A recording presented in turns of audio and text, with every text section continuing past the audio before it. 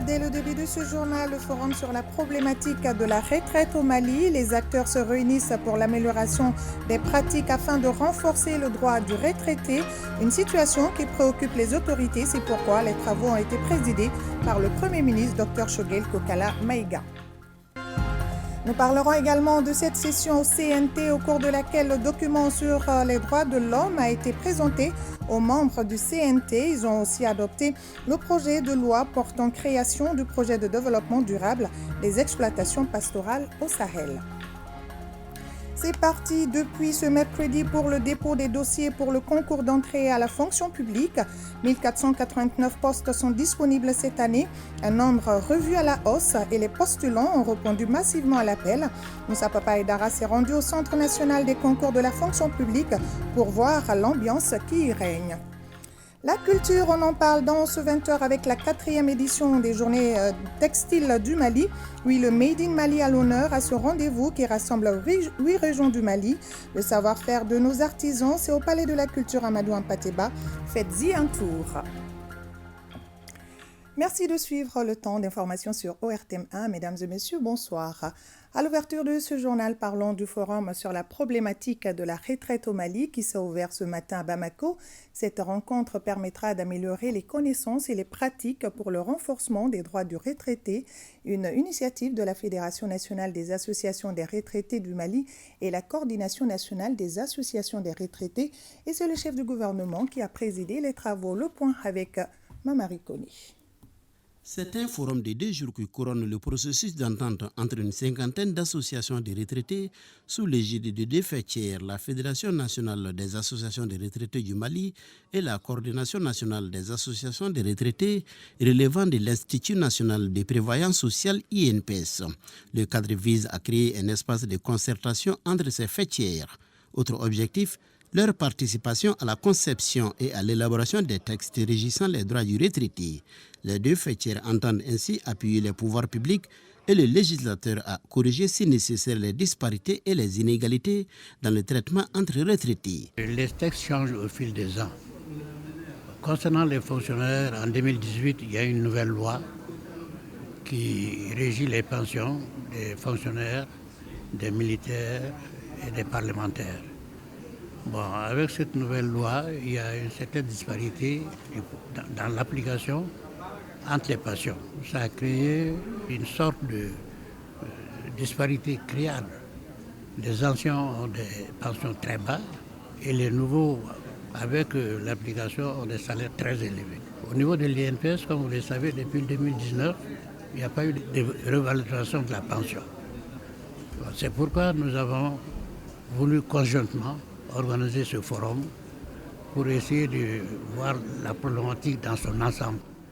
Le forum permettra de débattre des thèmes comme le rôle et la place du retraité au Mali.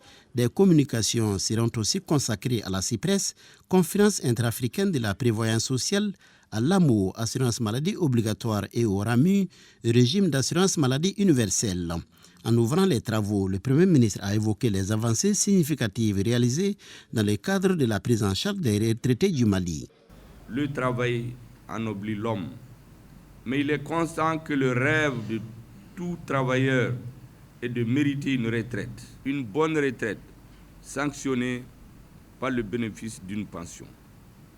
C'est pourquoi, face aux nombreuses demandes des syndicats de travailleurs, et tenant compte du niveau de cherté de la vie, le gouvernement a consenti d'énormes efforts en termes de revalorisation de la pension afin de permettre aux retraités d'avoir des conditions de vie décentes. On note également que l'État a consenti des efforts d'augmentation des pensions à hauteur de 20%, soit 5% par année en 2015, 19, 20 et 2021. Les montants de majoration consécutives aux différentes revalorisations des pensions est passé de 1,7 milliard en 2015 à 10,480 milliards, soit une augmentation de 606% en 8 ans. Le chef du gouvernement a par ailleurs exhorté les retraités à s'inscrire dans une démarche inclusive et participative dans la défense de leurs intérêts compte tenu de la forte sensibilité et de la délicatesse des régimes des pensions. C'est aussi l'occasion de mettre en lumière les nombreuses initiatives du gouvernement, telles que la déconcentration des services techniques, la bancarisation des pensions, le contrôle physique périodique, le paiement en ligne des pensions pour certaines catégories. Il s'agit là, mesdames et messieurs, d'autant d'efforts qui illustrent la continuité de la volonté du gouvernement, prise en charge et pratiquement renforcée par le président de la transition, son Excellence le colonel Assimi Goïta, et celle du gouvernement à améliorer la situation des travailleurs retraités.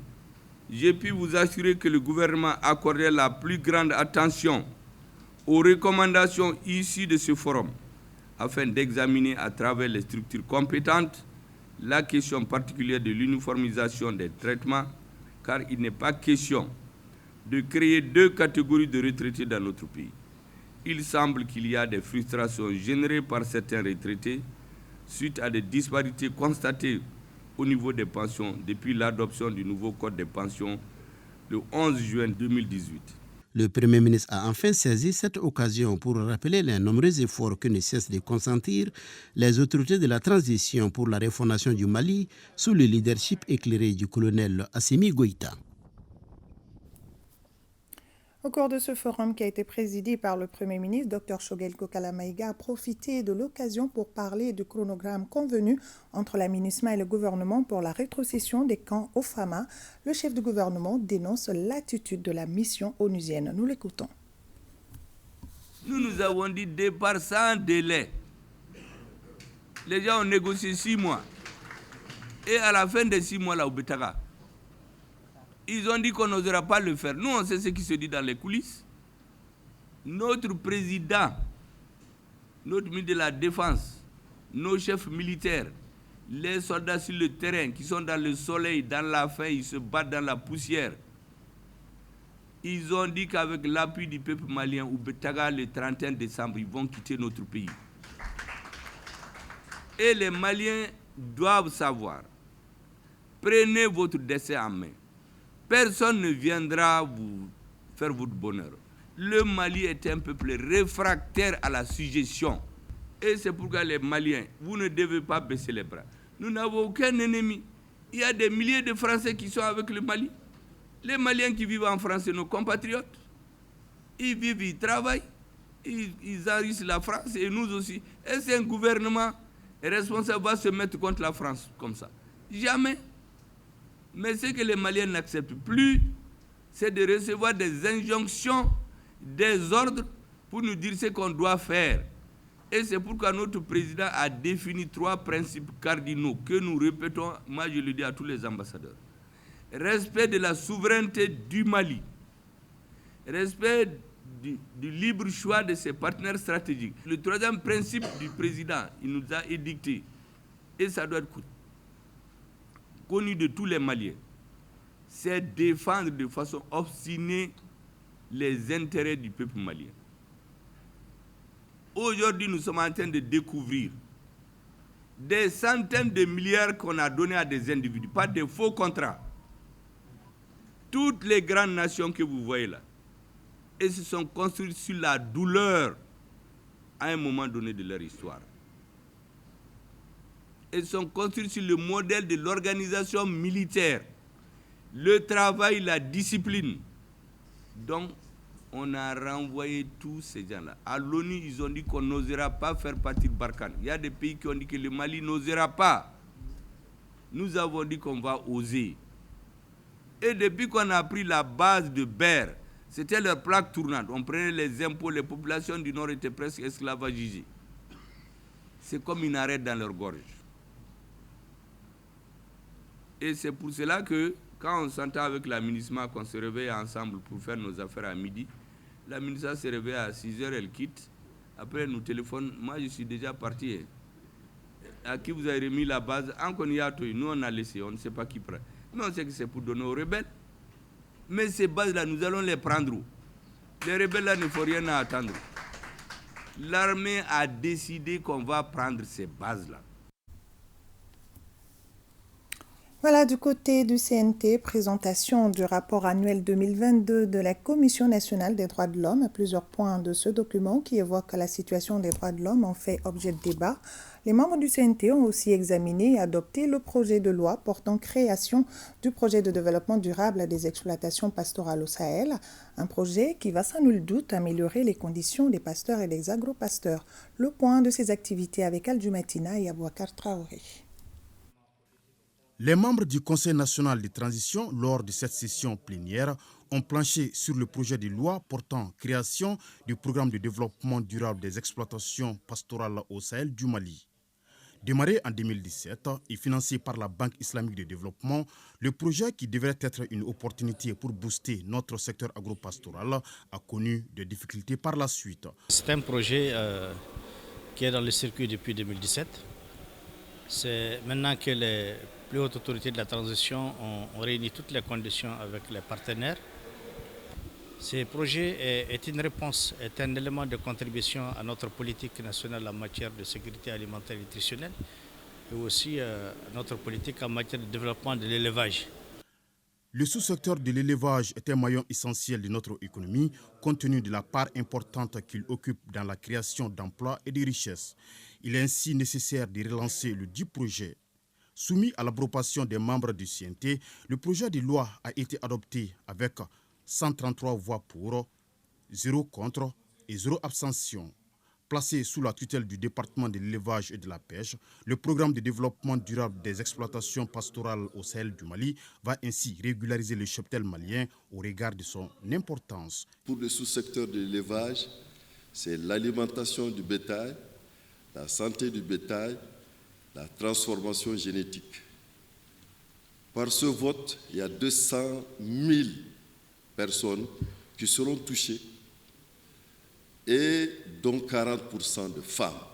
Je vous remercie infiniment pour ce vote et à l'actif des Maliennes et des Maliens qui ont besoin d'eau pour le cheptel, qui ont besoin de pâturage et qui ont besoin de vaccins.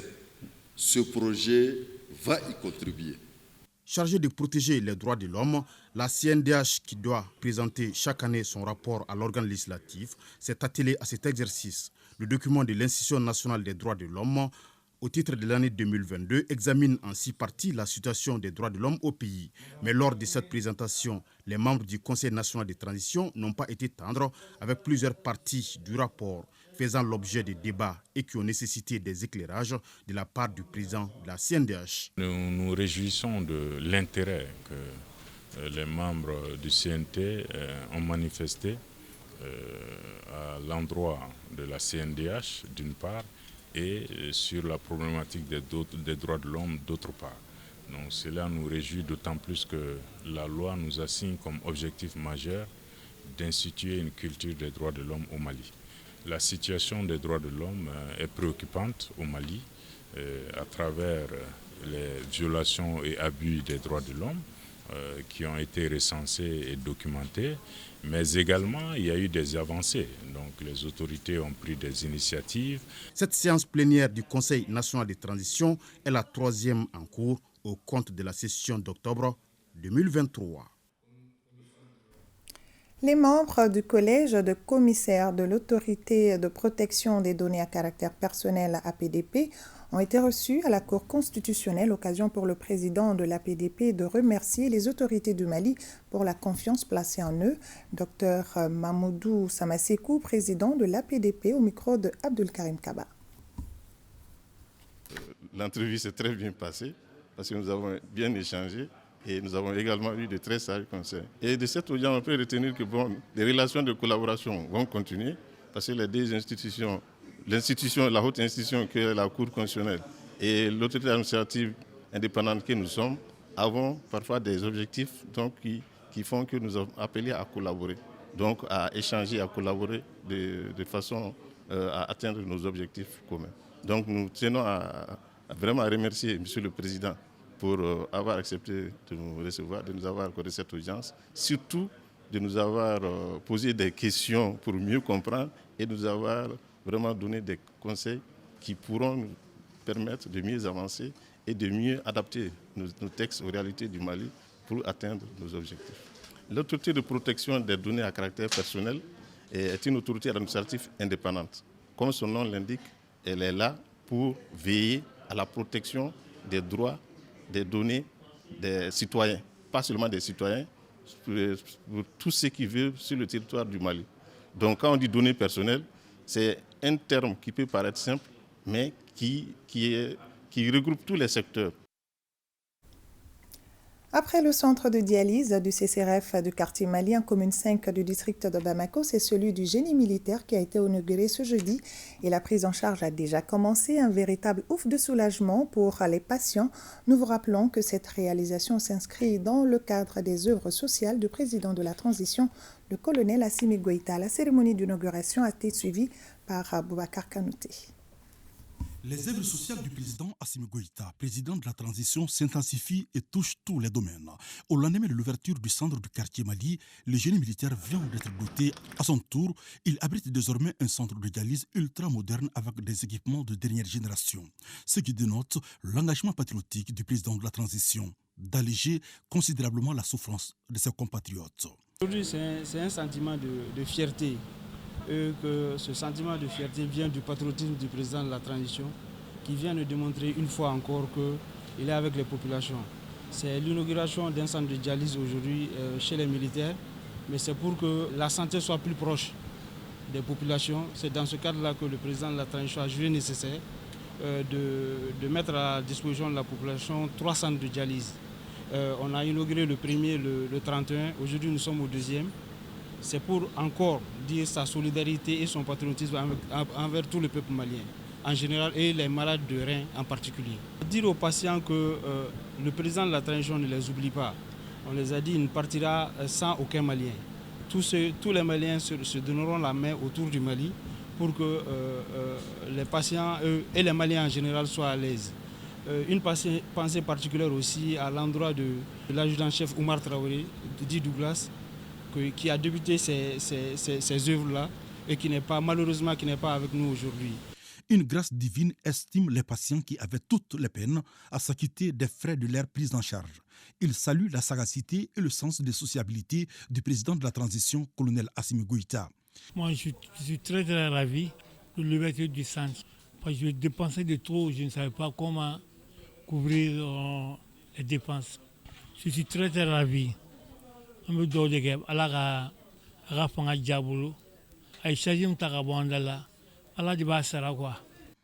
ministre de la Défense et des anciens combattants, le colonel Sadio Kamara, a trouvé les mots justes pour saluer ce geste philanthropique émanant du chef de l'État qui arrive à point nommé.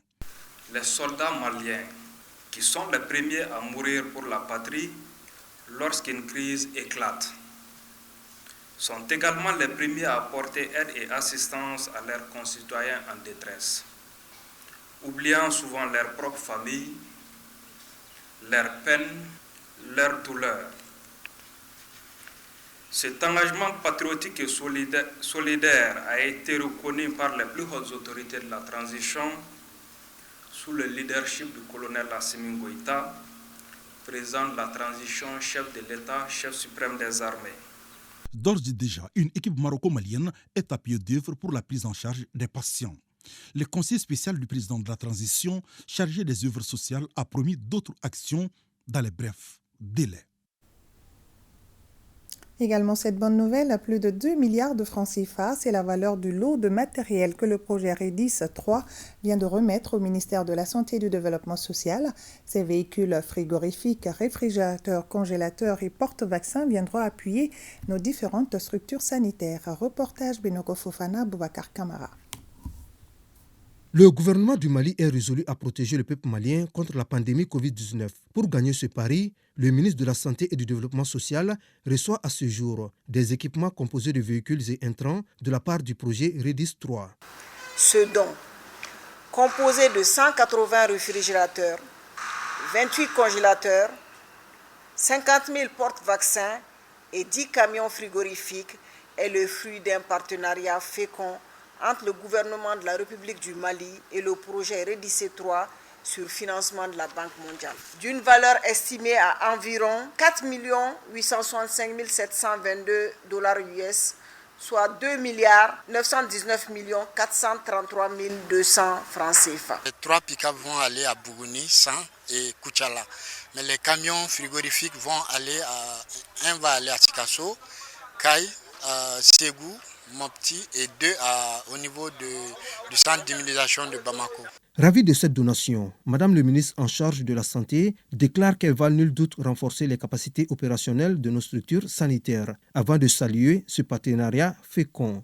C'est le lieu pour moi, au nom de son Excellence le colonel Assimi Goïta, président de la transition, chef de l'État, au nom du Premier ministre, le docteur Choguel Kokala Maïga, chef de gouvernement, de remercier la Banque mondiale qui a toujours été aux côtés du Mali malgré le contexte difficile. Par ailleurs, j'invite les bénéficiaires à en faire bon usage. Le projet REDIS 3, qui est à sa 4e année de fonctionnement sur le territoire malien, prendra fin le 31 décembre 2023. Fin de la 28e édition du mois de la solidarité et de lutte contre l'exclusion. Durant tout un mois, des actions de solidarité en faveur des couches vulnérables ont été posées, des consultations médicales gratuites, des remises de vivres et de non-vivres, des visites aux personnes âgées ont été les temps forts de cette édition. La ministre de la Santé et du Développement social a présidé aux côtés de la marraine du mois, Touré Lobo Traoré, la cérémonie de clôture. Les temps forts avec Mamadou Fani. Des kits alimentaires composés de riz, de mil, de pâtes alimentaires, d'huile, mais aussi 40 tricycles pour personnes en situation de handicap, 30 fauteuils roulants, des moustiquaires imprégnés, des nattes et 600 cartons de savon. C'est le geste du ministre de la Santé et du Développement social en faveur des couches vulnérables. Ce don d'une valeur de plus de 47 millions de francs CFA marque ainsi la clôture du mois de la solidarité et de lutte contre l'exclusion. Le mot me manque pour qualifier ce qu'on nous a donné aujourd'hui. C'est pour aider les personnes vivant avec handicap, les personnes démunies et les personnes âgées. On salue tout le monde, on salue le président de la transition ainsi que le ministre du Développement social. La clôture du mois de la solidarité a été l'occasion pour le ministre de la Santé et du Développement social de faire le bilan des activités menées durant ce mois. Nous avons pu réaliser durant ce mois ces quelques activités, entre autres. L'organisation de campagnes de consultation et de dépistage gratuits de masse aux Halles de Bamako, devant l'Assemblée nationale et au marché Médine. Le financement de 24 séances de rééducation en orthophonie au profit de 12 enfants présentant des difficultés de parole, de langage et de communication pendant 2 mois. Le renforcement de 10 personnes de petite taille dans leur activité génératrice de revenus. Le lancement de la caravane du 3e âge à Kati, Bamako, Tombouctou et Gao. La distribution aux personnes vulnérables effectuée par la marraine nationale.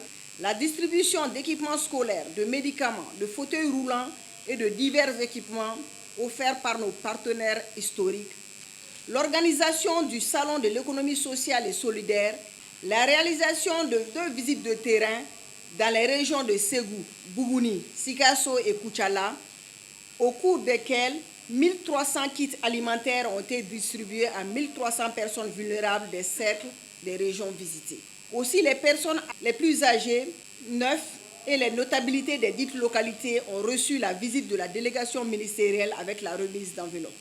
Nous venons d'assister à un mois de solidarité exceptionnel, conduite avec efficacité. Au niveau de la commission, nous avons été très touchés et nous avons compris qu'on peut encore faire mieux. Cette fois-ci, on a privilégié l'intérêt supérieur du peuple malien, l'intérêt des bénéficiaires et non l'intérêt des cérémonials.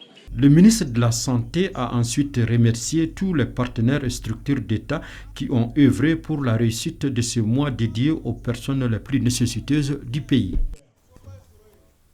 Au-delà du mois de la solidarité, pensons toujours aux personnes vulnérables. La solidarité est l'une de nos valeurs sociétales. Parlons également de ce petit déjeuner entre les acteurs de l'urbanisme et de l'habitat.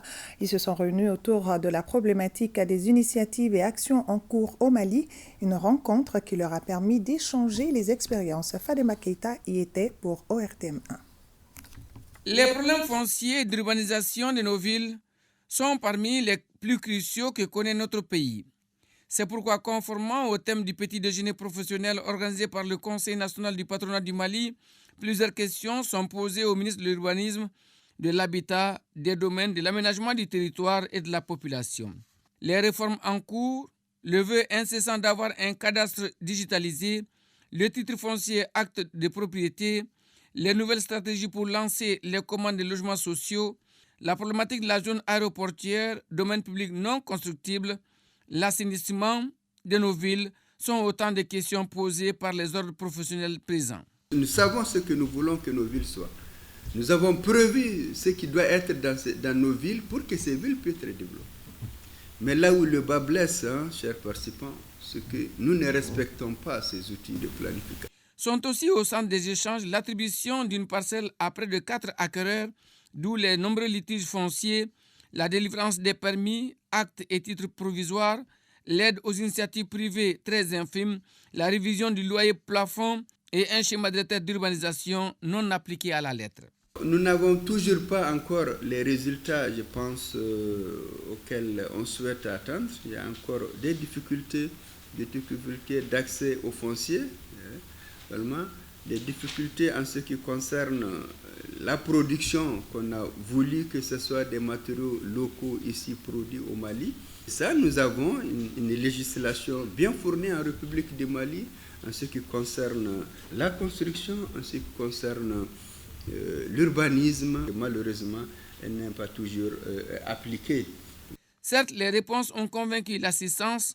Cependant, le président du Conseil national du patronat du Mali impute se laisser aller au manque de fermeté de l'État dans l'application des textes. J'ai senti un ministre qui maîtrise parfaitement ce domaine, enfin ces domaines, mais qui parfois m'a semblé être un peu impuissant devant l'ampleur, je dis bien l'ampleur de la faiblesse de l'État malien.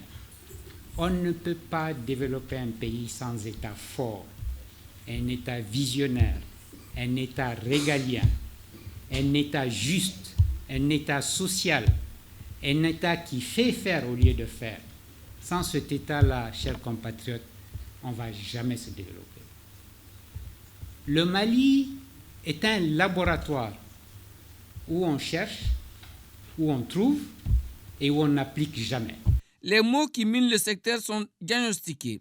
Seuls des espaces sans tabou comme celui-ci, suivis d'applications strictes des textes et recommandations qui en résultent, et restent les pistes idoines pour la refondation totale du pays. Traditionnelle conférence de presse de la DIRPA, 3 points à l'ordre du jour, le processus de retrait de la MINUSMA, les actions des FAMA sur le terrain, sans oublier le recrutement massif au sein de l'armée. Plus de détails avec Moussa Papaïdara. Face aux soldats de l'information, le directeur de la DIRPA a fait le point du retrait progressif de la MINUSMA au Mali. Un retrait qui est en sa deuxième phase avant le 15 décembre et déjà la force onusienne a rétrocédé plusieurs localités aux forces armées maliennes. La deuxième phase a commencé le 1er septembre pour finir le 31 octobre. Pour le moment, les transferts ont concerné Douanza le 21 octobre 2023, Tessalit le 21 octobre également, Aguelok et Kidal n'ont pas été transférés effectivement aux forces armées maliennes. À la date d'aujourd'hui, il reste les transferts des camps d'Ansongo, Mopti, Gao et enfin Bamako. Tout le processus en ce qui concerne les transferts des camps doit être bouclé d'ici le 15 décembre 2023. Dans la dynamique de mieux rassurer la population, les FAMA ont aussi multiplié les actions civilo-militaires, surtout en cette période de campagne agricole. Selon le directeur, rien ne doit empêcher un paysan à faire sa récolte. Dans la localité de Djala Sabou, nombreux étaient les paysans qui étaient dans l'expectative et avaient perdu tout espoir de récolter leurs champs et de pouvoir bénéficier du fruit de leur labeur. Toutes les dispositions ont été prises pour que les paysans puissent procéder en toute quiétude à la récolte de leur production. Actualité oblige, le recrutement massif dans l'armée s'est invité dans les débats. Les opérations de dépôt des dossiers se poursuivent normalement. Au regard de cet engouement, il était nécessaire qu'on puisse aussi regarder du côté de ces jeunes qui, dans un élan de solidarité, dans un élan de communion avec son armée, alors ont bien voulu vraiment se faire incorporer pour vraiment lutter contre ce terrorisme, pour vraiment défendre la nation. Ainsi, pour lutter contre la guerre informationnelle, la DIRPA renforce l'authenticité de ses documents par un QR code qui sera désormais sur tous ses communiqués. L'invité de la semaine reçoit ce soir Maître Abouba Ali Maïga, avocat au barreau du Mali. Pour Maître Maïga, le départ précipité de l'amunissement de certaines emprises qui n'ont pas été rétrocédées au FAMA dans les règles de l'art est un non-respect de l'égalité internationale. Voyons un extrait de son entretien avec Yaya Konaté. Ce qui se passe aujourd'hui, c'est très dommage parce que pour moi, tout ça, c'est, disons, le non-respect de la légalité internationale. Vous savez, la résolution 2690 de l'ONU est pourtant suffisamment claire. Et le retrait doit se passer de façon coordonnée en relation avec l'État du Mali. Et les emprises doivent revenir à l'État du Mali. Si les choses étaient appliquées de façon correcte et de bonne foi, il n'y a pas de problème. Et voilà, donc aujourd'hui, tout ce qui se passe aujourd'hui est lié au fait que cette résolution-là n'est pas en train d'être appliquée correctement. Même les départs précipités doivent se faire de manière à ce que les emprises reviennent de façon précipitée à l'État du Mali. Ensuite, il y a l'accord. Moi, je pense que le départ de l'amunissement, pour moi, si les gens sont de bonne foi, encore une fois, si les gens ont compris le sens de l'accord, le départ de l'amunissement ne devait pas faire souffrir la mise en œuvre de l'accord.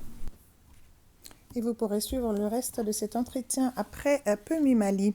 Et c'est parti pour le dépôt des dossiers pour le concours d'entrée à la fonction publique. Au Centre national des concours de la fonction publique, les postulants ont répondu massivement à l'appel. Cette année, 1489 postes sont disponibles. La particularité cette année, c'est la hausse du nombre de postes. Ainsi, les autorités veulent permettre au maximum de Maliens de décrocher un emploi. On en sait plus avec Moussa Papaïdara et Gaussou Touré. Lancée le 27 octobre, la voie est de nouveau ouverte pour les diplômés de pouvoir intégrer la fonction publique de l'État. De nombreux jeunes, à l'image de Bintou Toulema, saisissent cette opportunité. Âgée de 27 ans, elle est diplômée en gestion comptable. Cela fait 3 ans qu'elle attend ce moment, mais reste tout de même pessimiste. Je suis un peu contente, mais voir les quotas et les diplômes, je me suis un peu découragée. Mais que faire ? On va prendre toujours du courage. J'ai soutenu il y a à peu près 3 mois de cela maintenant. Donc ça, c'est une opportunité aussi à saisir. L'annonce du concours de recrutement dans la fonction publique a retenti comme une sonnette d'alarme dans les oreilles des postulants. En témoigne l'affluence au Centre national des concours de la fonction publique. Heureux est celui qui arrive déjà à déposer son dossier. Depuis 2014, nous sommes en train de lutter afin que nous puissions participer. Mais cette fois-ci, on a eu gain de cause. C'est ma première fois de faire la fonction publique et j'aimerais que ça soit maintenant la bonne pour nous tous. Conformément à la vision des autorités de la transition de réduire le taux de chômage, exceptionnellement, 1489 postes sont à pourvoir cette année. L'année dernière, c'était 884 et cette année, on a 1489 postes. L'enveloppe qui a été notifiée a augmenté et également les postes restés vacants en 2021 ont été ajoutés à ce concours-là. C'était au nombre de 76 postes restés vacants, on l'a ajouté. En 2021, on avait 65 000 dossiers de candidature. Et si cette année, en 2022, il n'y a pas eu de concours, il faut s'attendre à 100 000 candidatures à notre niveau. Déjà, certains se sentent encore exclus vu les dispositions en vigueur. À l'INFSS, on a fait notre formation là-bas, on a notre licence, nous sommes des catégories A, mais on nous fait savoir que les catégories A ne sont pas concernées par les dépôts seulement, les B2, les B1, les C. La patience doit être de mise pour les non concernés cette année et en attendant, le dépôt des dossiers continue au centre jusqu'au 30 novembre 2023.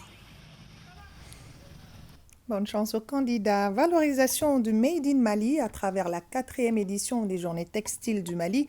Je le disais dans les titres, une foire artisanale avec une 60aine d'exposants venus de 8 régions du Mali. Pas que, pendant ces Journées textiles, vous pourrez suivre des débats sur le devenir du Bogolan, compte tenu du thème cette année. Le Bogolan, une histoire, une identité culturelle, la formation des jeunes artisans, des défilés de mode, des rencontres gastronomiques et des concerts sont également au menu. Et c'est le Palais de la Culture Amadou Pateba qui abrite ce grand événement et est là jusqu'au 5 novembre prochain. Fousseni Tunkara pour le reportage. Le titre du champion Mali Finou 2023 est décerné à M. Mamou Daffé. Sans grande surprise, c'est l'expert culturel Mamou Daffé qui vient d'être désigné champion Mali Finou 2023 après le Premier ministre Dr Choguel Kougoula Maïga en 2021 et Aminata Draman Traoré en 2022. Ainsi, le ton de la 4e édition des Journées textiles Mali Finou est donné sous le thème « Les Bogolans, une histoire, une identité culturelle ». Le choix du thème vise à encourager le gouvernement de la transition à travers le ministère en charge de l'artisanat qui pilote cette noble initiative de labellisation parce que ce qui nous appartient dans le contexte du marché mondial, si nous ne labellisons pas, quelqu'un d'autre va le faire. C'est pourquoi nous sommes réconfortés de voir que le gouvernement de la transition, malgré tout ce que le pays connaît comme problème, œuvre à labelliser les Bogolans. Les convoitises autour du Bogolan nécessitent sa protection. C'est pourquoi les différents services, à travers le ministère de l'Industrie et du Commerce et également le ministère chargé de l'artisanat, ont entrepris le processus de labellisation. Nous pouvons en être fiers avec la signature du certificat de reconnaissance, la remise de ce document au directeur général de l'Organisation africaine de la propriété intellectuelle constitue un élan pour la labellisation très rapide de nos produits. L'industrialisation de la production des cotonnades reste un défi pour l'épanouissement du textile malien. Voilà pourquoi cette 4e édition des Journées textiles est placée sous la coprésidence des ministres en charge de l'artisanat et de l'industrie. Donc si nous arrivons à mettre dans la tête des Maliens qu'il faut s'habiller malien, qu'il est possible d'améliorer la production de ces tissus, donc nous aurons au niveau national une chaîne qui va de la production du coton chez l'agriculteur à la fabrication chez les tisserands, en mettant à profit la teinturière ou les teinturiers, les tailleurs et le boutiquier qui va vendre. Donc ce sera toute une chaîne et ce sera une occasion pour nous de diminuer le chômage dans notre pays. Mali Finou 4, c'est du 2 au 5 novembre, avec au menu la foire artisanale avec une 60aine d'exposants, des débats sur le devenir du Bogolan, la formation des jeunes artisans, des défilés de mode, des rencontres gastronomiques et des concerts avec une pléiade d'artistes. Les Journées textiles du Mali, une initiative de l'Association des journalistes culturels du Mali. Le rendez-vous est pris jusqu'au 5 novembre. Nous restons dans le domaine de la culture pour parler également de la 4e édition du Salon international de l'artisanat du Mali qui se tiendra à Bamako du 23 novembre au 3 décembre prochain. Le ministre en charge de la culture a donné l'information au cours d'un point de presse. 16 000 visiteurs sont attendus à ce rendez-vous qui a pour invité d'honneur le Burkina Faso. Reportage Alpha Maïga. Cette visite annonce les couleurs du Salon international de l'artisanat du Mali, SIAMA. Cette année 2023, l'événement est à sa 4e édition, d'où ce point de presse pour informer l'opinion nationale et internationale. Cette 4e édition se tiendra du 23 novembre au 3 décembre 2023. L'objectif général, c'est de créer un cadre de promotion des produits artisanaux maliens. Placé sous la très haute présidence de son Excellence, le colonel Assimi Goïta, président de la transition, le thème central de cette 4e édition est l'artisanat africain, facteur de résilience, de paix, d'intégration des peuples et de croissance économique. Pendant plus d'une semaine, un grand nombre d'activités sont au programme. À la clé, un budget prévisionnel de plus de 800 millions de francs CFA, plus de 16 000 visiteurs attendus dans la capitale. Ce n'est pas tout. Aussi, le Siama 4e édition, une particularité, un pays invité d'honneur, toute une histoire, tout un symbole. Le choix du Burkina Faso comme pays invité d'honneur. Le Burkina et le Mali réaffirment et vivent intensement leur fraternité à travers les gouvernements des deux pays, mais à travers également les populations de ces deux pays, un même peuple ayant en partage une même culture. L'exposition présentera les différentes régions administratives du Mali à travers leur artisanat. Le pavillon de la créativité est un espace spécifiquement aménagé qui sera réservé aux meilleurs produits en compétition.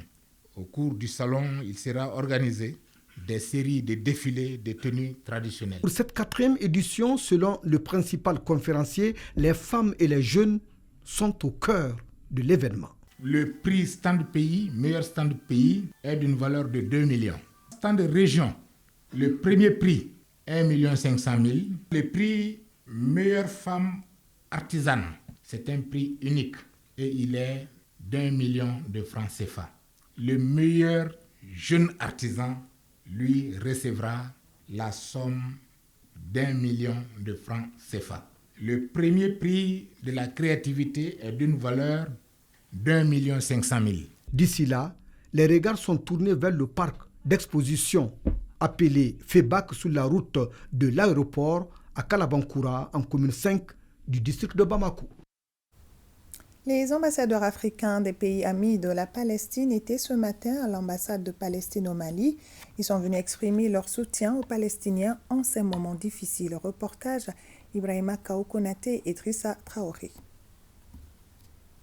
Message de solidarité et de compassion au peuple de la Palestine, avec à la clé un appel au cessez-le-feu adressé à la communauté internationale, message d'une dizaine de diplomates africains à l'ambassade de la Palestine au Mali. Nous avons organisé et tenu une réunion hier ordinaire du groupe africain et nous avons décidé lors de cette réunion d'organiser une visite à son Excellence, Monsieur l'ambassadeur de Palestine, une visite de soutien et de solidarité de tout le groupe africain et de tout le continent africain à l'égard des attaques perpétrées contre les civils palestiniens. La résolution qui a été adoptée à l'Assemblée générale des Nations unies le 26 octobre, c'était le minimum requis. Cette résolution tenait surtout à demander à la cessation des hostilités, au cessez-le-feu et surtout au respect du droit international. Les Palestiniens aujourd'hui ne sont pas des terroristes.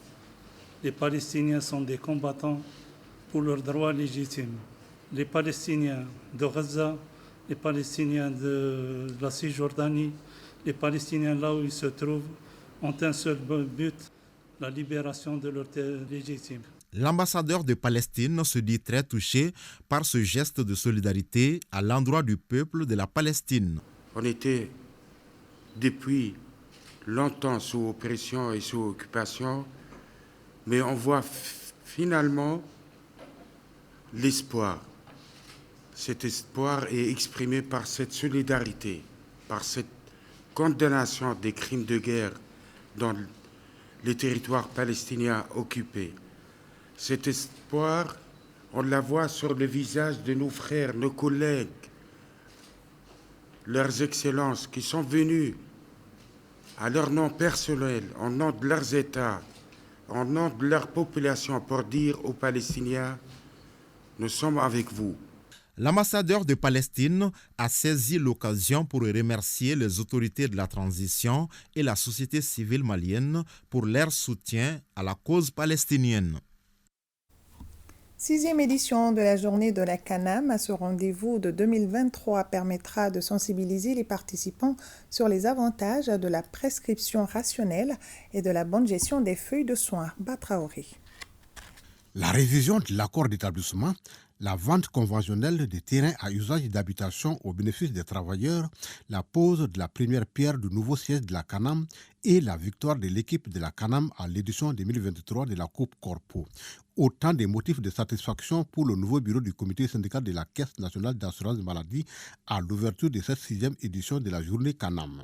Ce cadre d'échange se tient autour du thème « L'unité d'action syndicale pour une prescription rationnelle et une bonne gestion des feuilles de soins ». Le choix de ce thème n'est pas le fait du hasard. Il a été choisi sur la base de certains constats. Les médicaments des mêmes principes actifs sur une même ordonnance, l'usage d'un grand nombre de médicaments sur une ordonnance pour les mêmes patients d'une pathologie, l'usage d'un grand nombre de médicaments sur une courte période pour les mêmes patients, l'usage abusif des produits injectables lorsque les formulations orales seraient appropriées. Les constats que vous avez partagés concernant les pratiques de prescription médicale irrationnelle sont vraiment préoccupants. Et il est de notre responsabilité commune de promouvoir la prescription rationnelle, la qualité des soins et la responsabilité médicale. Le représentant du Bureau national de l'UNTM salue l'engagement des travailleurs de la CANAM pour un syndicalisme de développement et une bonne politique sanitaire. Aujourd'hui, la CANAM ramifie avec bonheur les voies et moyens d'une couverture universelle. C'est cela la philosophie de l'UNTM et ses démembrements, de la base au sommet. Nous devons travailler de concert pour sensibiliser et promouvoir la prescription rationnelle, garantir une utilisation responsable des médicaments et assurer une gestion transparente des feuilles de soins. Cela nécessite la collaboration de tous les acteurs, des médecins et prescripteurs aux organismes gestionnaires délégués, en passant par les syndicats de la santé et les prestataires de soins. Outre le thème de la journée, les sujets préoccupants de l'heure, comme la fraude, sont au menu des exposés tout au long de la journée. Également, ce forum pour la souveraineté alimentaire qui se tient à Sikasso et c'est pour faire l'état des engagements en faveur de la nutrition. Compte rendu Moustapha Doumbia et Amadou Dolo.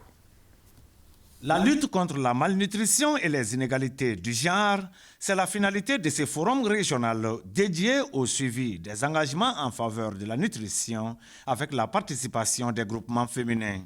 La rencontre s'inscrit dans le cadre du projet de lutte intégrée contre la malnutrition chronique au Mali, un projet financé par les Affaires mondiales Canada et mis en œuvre par l'ONG Action contre la faim en collaboration avec l'UNICEF. Environ un enfant sur 5 est atteint de retard de croissance ou malnutrition chronique selon les données de SMART 2022. Plus de 4 sur 5 enfants souffrent d'anémie. Le but ultime d'Action contre la faim est l'élimination de la faim en agissant sur ses déterminants au travers des programmes de nutrition, de sécurité alimentaire et de l'eau, hygiène et assainissement. La journée est consacrée à des présentations, des panels et des témoignages sur des thématiques relatives à l'intégration de la sécurité nutritionnelle et les genres dans les PDSEC, la malnutrition des enfants et son impact sur le développement. Quelques actions de l'État en faveur de la nutrition ont été rappelées par l'exécutif. Le rôle principal des collectivités locales et des communautés à la base dans la gestion des questions de santé et nutrition est unanimement reconnu et promu au niveau national, régional et local, notamment dans le cadre de la mise en œuvre du plan d'action national multisectoriel de nutrition 2021-2025 lancé à Sikasso. L'axe stratégique du dit plan stipule que la mise en œuvre de la politique nationale de nutrition nécessite l'implication des collectivités territoriales à tous les niveaux dans la conception, la mise en œuvre et le suivi. Le forum est organisé en partenariat avec la COFERSA, Convergence des femmes rurales pour la souveraineté alimentaire. Les participants sont entre autres les élus et la société civile des 5 communes du cercle de Sikasso où intervient le projet de lutte contre la malnutrition de l'ONG Action contre la faim. À Djouila, 50 personnes sont désormais propriétaires d'un logement grâce au programme de logements sociaux. Une cérémonie présidée par le gouverneur de la région de Djouila, envoyé spéciaux Abibatou Koyan-Diakite et Sidiki Balou. Djouila, ville située dans la commune rurale de Kaladougou, région de Djouila. Bienvenue à la cité des logements sociaux. 7 ans après la remise des clés des logements des 20 premiers occupants du site, 50 nouveaux locataires les rejoignent ce 31 octobre. Les logements que vous voyez ici sont au nombre de 50, de type F3 DAL, composé de un salon, une chambre principale, une chambre de 12 mètres carrés, une toilette moderne équipée, un débarras communément appelé un magasin, 2 terrasses couvertes, un hall ou un dégagement, le tout sur une superficie de 300 mètres carrés. Des logements subventionnés par l'État à plus de 744 millions, soit 60% du coût de l'opération, sans compter le coût du terrain. Une cité viabilisée avec les commodités nécessaires pour créer un cadre de vie agréable. Le moment est aussi émouvant qu'important pour les 50 bénéficiaires. Pour qui connaît la philosophie sociale malienne par rapport à l'importance de l'obtention d'un chez-soi, autrement dit, l'importance de l'obtention d'un toit familial pour soi-même, peut un peu imaginer les déluges de joie qui nous animent aujourd'hui. Le gouverneur de la région qui a présidé cette cérémonie n'a pas manqué de mots à l'endroit des propriétaires de ces nouvelles maisons. À partir de cet instant, vous devenez officiellement propriétaire de votre maison et de votre cité. Ces maisons sont désormais les vôtres. C'est un bien, un patrimoine à préserver. Il vous revient désormais, ensemble, d'en prendre soin. C'est à vous de préserver votre cadre de vie afin de permettre à vos familles de cohabiter harmonieusement sur un même site. Pour la pérennité du programme, les responsables demandent aux locataires de respecter leur part du contrat, c'est-à-dire payer régulièrement leurs cotisations mensuelles. Faisons à présent un tour dans les champs. Une équipe de la Mission nationale de supervision de campagne agricole était dans la région de Koulikoro pour constater de visu l'état de la campagne et échanger avec les paysans sur la bonne pratique de conservation des productions. Reportage Ousmane Koïta. Cette visite de la Mission nationale de supervision de la campagne agricole 2023 dans la région de Koulikoro était venue s'enquérir de la situation réelle de l'état de nos cultures. Il s'agissait également pour la délégation nationale d'échanger avec les agriculteurs sur les difficultés auxquelles ils ont fait face durant cette campagne qui s'achève. Les pluies ont été très capricieuses. Il y a eu quelques ressemis et quelques reprises, mais à la suite de la reprise, en tout cas de la pluviométrie à partir de la deuxième décade du mois de juillet, donc les semis ont pu continuer normalement. Nous avons pu atteindre nos objectifs qui sont à 99% aujourd'hui. Nous avons eu des difficultés pendant cette campagne. Il s'agit de l'installation tardive de la pluie et son arrêt précoce. Malgré cette difficulté, nous aurons notre chance. Composé de la Direction nationale de l'agriculture, de l'Office de protection des végétaux, de la Direction régionale et des services locaux, la mission s'est d'abord rendue à Kati, dans les champs de Djagardia Diara et de Karim Diara à Sanga, dans la commune de Yelekebuku. Ici, la mission a visité les champs de maïs, de sorgho et des cultures maraîchères. À Madabougou, tout comme à Tienfala, la visite a également concerné des champs de maïs, de sorgho Subatimi, de Lamine Koulibaly et la plaine risicole des femmes de Tienfala village.